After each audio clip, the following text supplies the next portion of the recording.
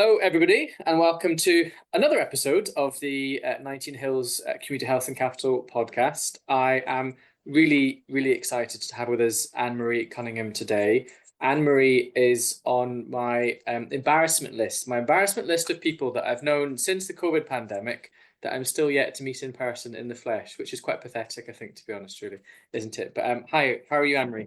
I'm very good, but I think have you not known me since before the COVID pandemic? Well, it was about that time we were all Was it trying by to that kind of, time? come Okay. in and change things fast and work in And innovation and disrupt the systems. And we were going to build a new normal at some point, really, weren't we? And yeah, things, I'm things have even been strange. surprised that we haven't met face to face. I didn't that hadn't registered with me. The So there boundaries we blur, go. don't they? The boundaries blur. You kind of The it all kind of boundaries wraps into the blur. one virtual world. You're coming into us today from across the water, I think, I aren't you? am. So I worked for 20 years in Wales, and I continually had to kind of explain to people why whenever I met them I had a Northern Irish accent, and they were a little bit surprised at that. They expected me to be Welsh.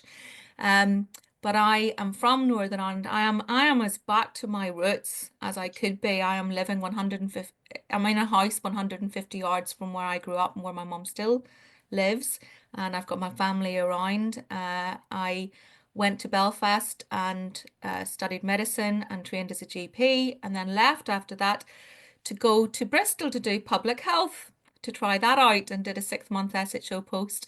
And then decided I didn't want to do public health, but went and worked in the university in Cardiff, did a master's in public health there, and worked in education and doing research for 13 years. Then left there to work in an Iron Bevan Health Board as a primary care clinical director, and then went from there to Digital Health and Care Wales, where I was Associate Medical Director for Primary Care. And during my 5.5 years there was the time of COVID. So I was very involved in a lot of the projects that we were doing there in relation to identifying shielding patients, vaccinations, identifying people for COVID treatments, and all the rest of the things that we put in for supporting primary care during COVID. So a massive amount of change. But through all that, my husband and I made the decision of moving back to Northern Ireland. So I've come back here. I work as a GP and as a GP medical advisor in the Department of Health here. So it's lovely to be back in Northern Ireland, but I really appreciate all the networks and people and friends that I made in Wales and the changes. And I keep a very close eye on what's going on and still stay very linked in with people over there. And I guess that's part of the reason that I'm going to be back in Cardiff again this weekend on the 1st and 2nd, running the NHS Hack Day again. Absolutely. So that's the theme for today, talking about Yeah. this NHS Hack Day, which is going to be coming out literally a few days after this podcast goes live. So these have happened before, have they, Anne Marie? Oh, Tell us a bit more about them. absolutely. This is number 28. So they've been going since 2013 or 2012. I went along to the first one that I attended was in Oxford in 2013, and I think I'd already nearly decided I wanted to run one in Cardiff. At the time I worked in the university. I managed to get Professor James Morgan, an ophthalmologist, to be my co-organizer in Cardiff University. And we went for it and got the Hayden Ellis building, a brand new building at that stage, hadn't even opened in the medical school. Uh, and we just did it, and we had a great event. We've done, this is like number 8 since then. So we had a big one in 2020, and then a bit of a break through to 2023, and now back again. So we've got a really kind of refined formula that we know works, usually despite the size of the group or the makeup of the people. Amazing things happen when people come together with a commitment to try and make things better over a weekend. You get the best kind of people, and it's always a pleasure. So really looking forward to that being back in Cardiff. So I think Hack Days, some people listening will maybe be a little bit familiar with the format, I guess, really, but kind of just run us through what it involves and what opportunities people that come to these tend to get. So I suppose one of the first things always is said it's called a hackathon or a hack, and people think, is this about hacking and breaking into the NHS and security and things like that. And no, it's not. It's more like if you sort of said, and it's actually kind of coming back a bit on social media and TikToks and things. It's like, here's a hack. Here's a hack for how to do your shopping on it or how to make your lunch. And it kind of means an idea of like a fix or trying to come together to say, how can we fix things reasonably quickly or, build something or I'll make something that'll change this. And in this case, we work there have at this time about like 15 years ago, there was a change happening around the world, or particularly, I suppose, in Europe and in the US and generally, yeah, pretty globally, because the internet was kind of coming off an age. And there was a different approach then to how you actually went and developed tech products and sold tech products. And so out of that was this belief that you could kind of get together and probably throw something up and use this as a process and a way of figuring out and understanding the problem better.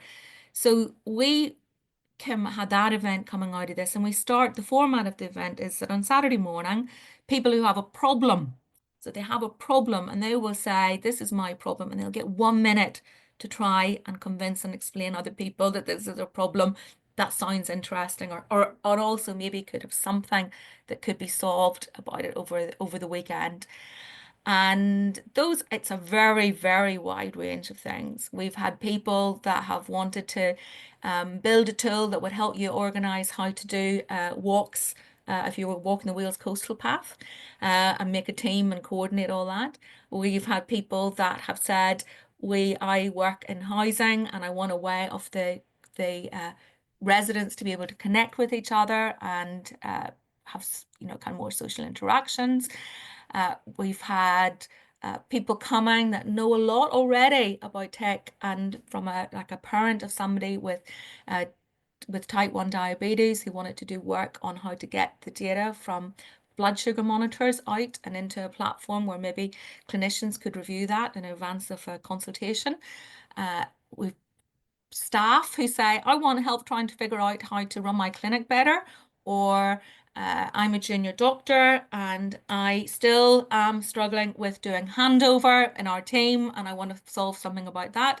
So we have problems that come from all different perspectives. We also do have some people that say, I want to figure out how to use AI for this or something like that. And we try to say, do not be technology led. We should start with the problem, but we don't kind of like shout them down when they come up and start speaking. But we are very much saying start with the problem and then get together and work it out. And we've a real mixture of people at the event. So we've got people that come more from a tech background who are maybe developers. And of those people that come, usually about half of them already work within the health sector and half of them don't. It's amazing. So you've got people turning up. We've this time we'll have a wonderful woman who is doing a PhD in astrophysics, who heard about the last one in Cardiff, came along, had a great time, and has signed up to come back again. Would she ever end up working in health? Maybe, because she'll have had a chance to come along and see what these problems and the nature of things are like and how and have these interactions. And that's one of the real strengths I think about it is it's hard to get people to come and work in tech in the public sector. So if you give them a chance to come along in a very low risk, safe environment and play and meet people who actually have problems and understand the nature of those problems, then they might decide to go and apply for a job or start some kind of a startup in that kind of sector, or just stay involved and join our community. And then we've got a very wide range of people on the other side who are like health professionals or patients and carers, interested citizens, coming from all different sectors. Although it's called NHS Hack Day, we're not in any way officially affiliated with the NHS. This is very much a volunteer run event. We don't use any NHS logos in there. Sometimes we've got sponsorship from the NHS, not on this occasion, but there is definitely participation from people that work in the NHS.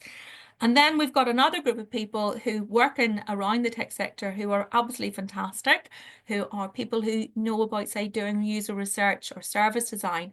which are some of the tools that you use whenever you're trying to develop products. And they bring an awful lot to the event when they come along. And then you'll get people they'll work on something completely different. So we've had people that are data scientists end up doing a bit of project management for the 2 days that they're there and trying out that. So we've got, they come together, they do the pitches in the morning, and then we get everybody that's pitched to take a big piece of A1 or whatever size, a very large piece of flip chart paper, and write down what the problem is and stick it up onto a pin board and wait for people to come up and talk to them and understand what is their problem, what can they sort of do, and then they just go off and form a team. Now, some other hackathons and hacks over the years have run by virtually people think there's like a big prize and there might be investment. So you come along with your idea already and what you're going to work on, and then you're time limited. You don't change your teams, you don't do anything. You just come along and you work on that to try and get as far as you can on it so that then you go and you present it back the next day. And that's not what we're about. We're about people mixing and learning. If you work it, you could work on more than one project. You could start on one project, get up, leave, and go over somewhere else. We do shout outs on Saturday afternoon to let people sort of understand what it is that they're maybe missing from their team, what skills could they use with, does anybody know about this, and come and help them. Um, the prizes that we have are very coveted NHS Hack Day t-shirts. So there is no big prizes at this event. We don't see any value really in trying to have something like that. In our experience, that people want to take things on, and sometimes they have taken them on, but if they want to take it on, then they will get together and they will make it happen. And there's a wide range of, expertise at the event. They might have already met somebody that would help them with this. But often it is just that people come and they work on something and they learn and they're able to share back, they've developed themselves. And that's the outcome really that we're looking for, rather than saying that we're going to have ideas which are taken onto market and that this is like a hotbed in a way for innovation to be taken onto market. That's not Sure, what it's about. sure. Exciting. I mean, it's the power of networks, I guess, really, isn't it? And I know from what you were saying before, the interest in this event has been really high, which is really exciting Yeah. too. I just, I appreciate the format has changed over the years, and I suppose the world around us since 2013 has changed considerably. I know that it will be difficult to predict what outputs have been generated from events like these, because they'll be so rich and so many that you wouldn't be able to kind of keep track of them necessarily. But what are some of the things come to mind that you've seen grow from the hackathons onward? So because we're volunteers, sometimes we're saying, oh, we should wish we could track back better and figure out where things actually went on and what happened. Um, and sometimes it's by accident, we hear about what happened afterwards.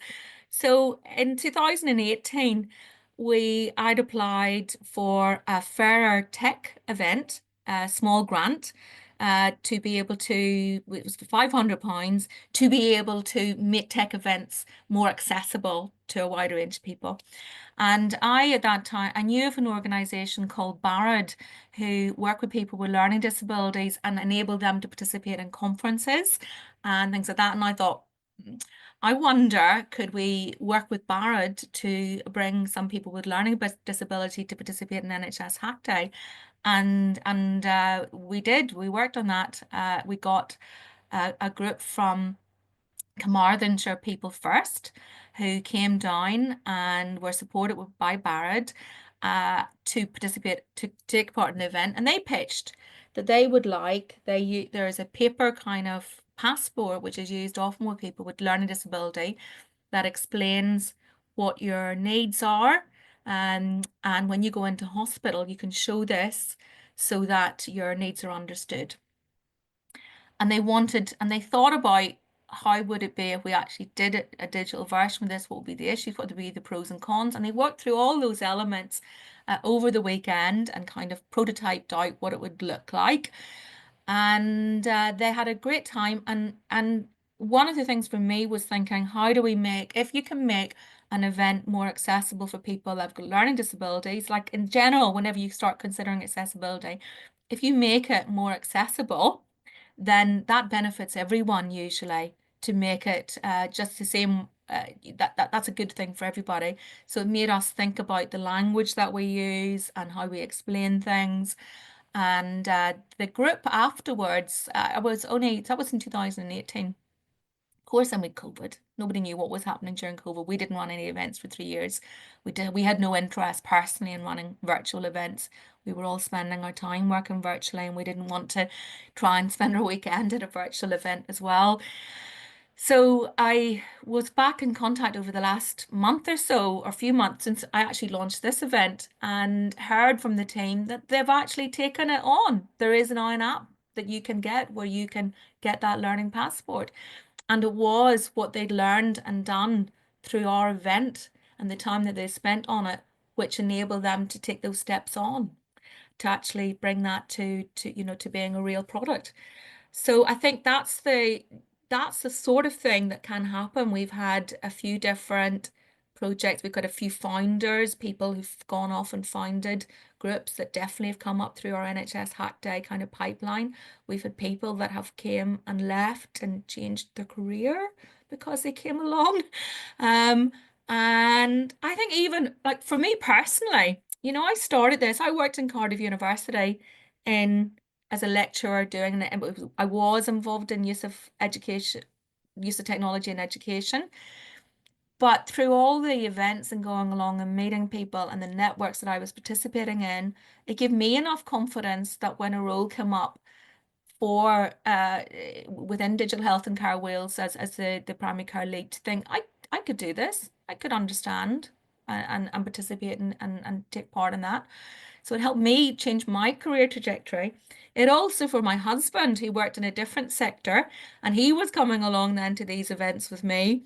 And when I was like saying to him, look, I went down to a meeting actually in DHCW, and I said, if you come, you should, if you're going to change sector, think about going there. It's very close to where we live. And he did apply. And again, he thought, well, I know some of the things because I've been along to this event and I know some of the people that are around there. I know the kind of issues and problems. And basically, he picked up on some of the, you know, ways of interoperability issues, etc. And he joined DHCW and he's still working for DHCW remotely now for the last few years. So I think it definitely does help to give people that little bit of a taste because I think there's the concept of like tech for good, and this is definitely about tech for good. And people, especially, younger people are very driven, values driven, and knowing and having that chance to really experience uh, uh, what people's problems are and how you might be able to contribute to them is very powerful. And it goes to show you, just as I think you said at the early part of the podcast, didn't you, Emery, that this isn't always about money. No. That was £500 to start off with, really, and the power of the story that you just gave is huge, really. Um, there's a huge interest, obviously, in tech and innovation, particularly when it comes to the health system, not just in the UK but internationally. And people talk about lots of barriers and lots of challenges. I just want Anne-Marie, obviously, in a devolved nation, such as Wales, such as Northern Ireland, um, there'll be, I suppose, some similar challenges to what other countries may face or across the border in England. But there may also be some kind of unique challenges, both in the public sector and the commercial sector. And I just wonder your thoughts around there of kind of, what could we do differently? That's a good question. So, so generally, I suppose that one of the big debates and the discussions always, I mentioned interoperability there. I don't know what would you think I mean by interoperability? I suppose I'm going to how use well you as my different systems speak to each other. Yes, it's about being able to share information across systems. And sometimes you can technically connect it, but you also have to make sure that the information means the same thing. So this kind of idea of semantic interoperability, where the way you've labeled it and everything, you're actually talking about the same thing, even though you've just got the data going. So that's always been a challenge. How do you bring information together across different organizations, different groups of users, uh, for both the purposes of direct patient care and also for that you can use it in aggregate to be able to understand patterns, or at an individual level that you can spot changes and things happening as well. And there's a lot of talk, isn't there, about using AI for this now, being able to, like, as if sometimes it's talked about as if it's a little bit magic. There'll be something will come along and it'll solve all these problems. So with the interoperability challenge, in some ways, you've got some things have been solved a little bit by kind of aggregation around particular systems. So rather than in Northern Ireland, there's for secondary care, there's been a big procurement, a big program going on where all of secondary care, all of mental health, all of social care are going to start using the one product called Epic, which in secondary care has nearly rolled out. It's went out live in 3 trusts in just over 15 months, and the last 2 trusts will go live in 3 months' time. They're very fast rollout. And that means that there's a lot of data potentially there altogether. There's been in Northern Ireland and Wales and in Scotland, going down to just one GP system. So you've got the GP data sort of still there all in one place, and you can start pulling this together. So that's like, is that better because you've got more and lesser systems and it makes it easier to do this interoperability? But in general, I would say you don't tend to have many economies of scale of like the small scale, because generally the same kind of level of assurances, etc., need to be done as if you were running a larger setup. But of course, England, or lovely big friendly neighbor, England doesn't have usually there's not many things that are single for England. You might have it down to the level of the ICB. You might have it down at a smaller stage. So all of their, in a way, having the same systems and aggregated data across over 3 million in Wales, or nearly 2 million in Northern Ireland. That's maybe about the size of like a lot of the organizations that are working there, maybe some smaller, some larger. So we're comparable in that size, and I think that's increasingly the scale that is being used in England, with some things being pulled together.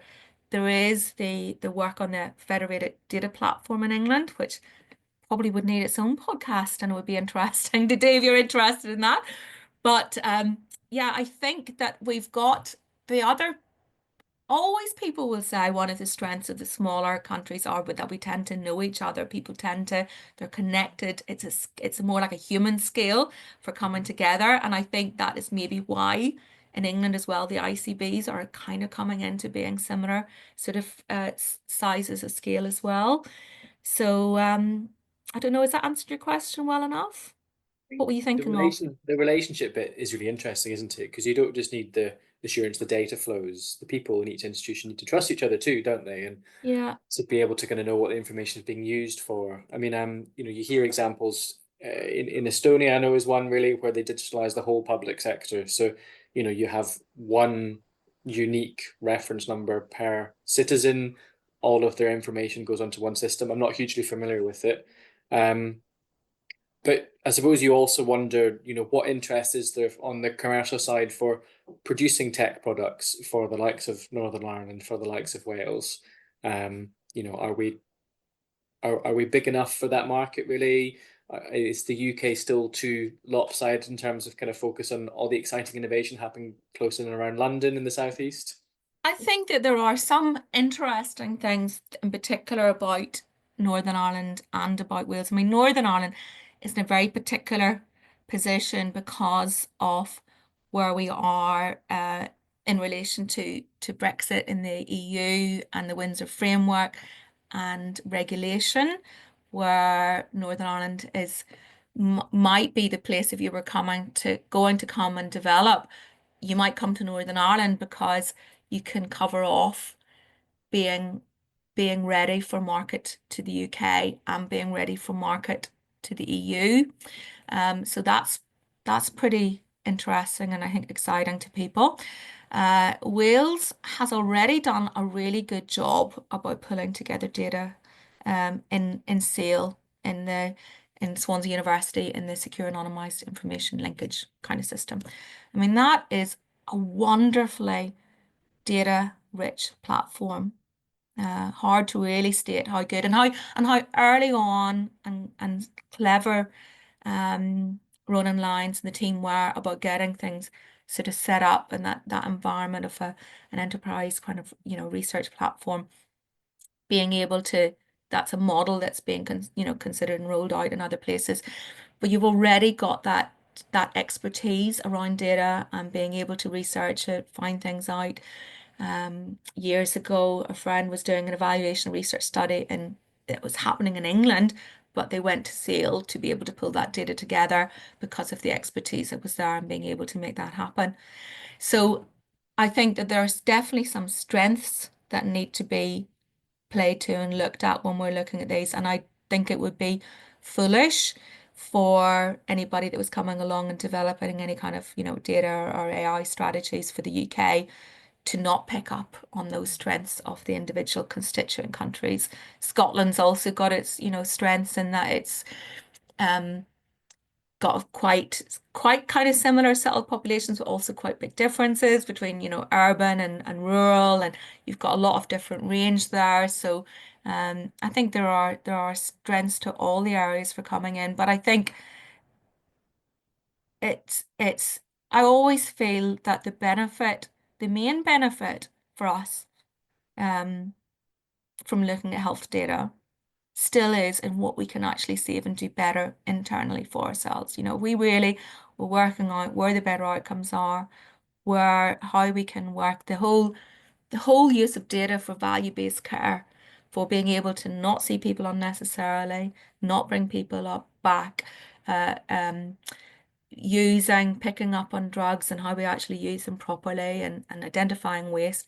If we can actually just do well there, we'll have got the value back for ourselves anyway. And if we're able to have demonstrated then what we can do and how the success we can have with that, that certainly could make it useful to other places. And some of the things that need to be worked through, they're the same everywhere. And I mean things like working through things about the security and how you're actually doing your data management, your governance. How do you have smaller suppliers working together? And if we can figure those out and become really expert in crossing and helping companies do that well within the UK, that can be really useful for other countries as well. Brilliant. Well, we're going to put this podcast out a few days before the hack day. Tell us, Anne Marie, if people were interested to find out more and to perhaps register, where would they go to and how could they do it? So go along. Our website's very easy to find, nhshackday.com. That's nhshackday.com. And on that, you will find information to sign up to the event. I usually have never actually stopped people from signing up for the event, even up to the last minute, because some people will drop out and other people will come along. Might have to this year because it's been really well subscribed. If you can't sign up to this event or you can't make it because this is pretty short notice, first of all, you might want to just come along to see the presentations on Sunday afternoon, and you can sign up on the website just for that. It lets us know that you're coming on Sunday afternoon just to see what's produced. You'll be astounded. It's wonderful. You can also sign up on the website for our mailing list to know about future events. We only use that website for that purpose. We don't give your data out to anybody else. We don't bombard you with information about other things. We will just tell you about the future events coming up. Even if you've attended this one, we won't automatically tell you about the next one unless you've signed up to the mailing list because we really care about not messing around with people's data. So do that, come along, follow us along on Blue Sky. We are not using the other platform any longer. Follow us along on Blue Sky. We also manage usually to record our presentations and share those out, and you can find information about all the projects that have happened.